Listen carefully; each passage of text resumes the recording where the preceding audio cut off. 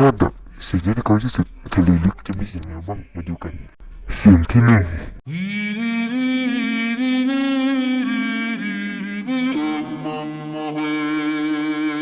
เสียงที่สองจะเป็นยังไงมาดูกัน Yes, Sid. Yes, thank you so much. Thank you. Let me be just what I need to bust.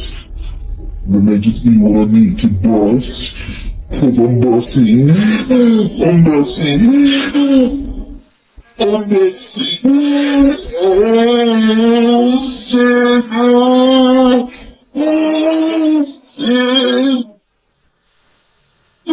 เสียงที่สาม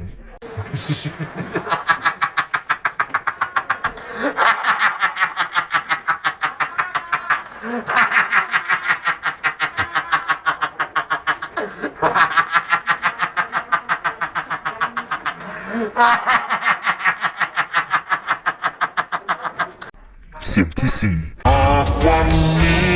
ได้รักเติมอีกทีคงเริ่มมีกำลังเคลื่อนไหวหากเติมรักครั้งนั้นให้กับใจฉันไว้ฉันนี้คงไม่ตายเสียงที่ห้า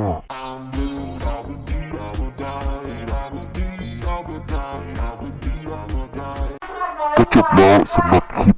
เสียงที่น่ากลัวที่สุดในทะเลก็ขอบคุณนะครับที่รับชม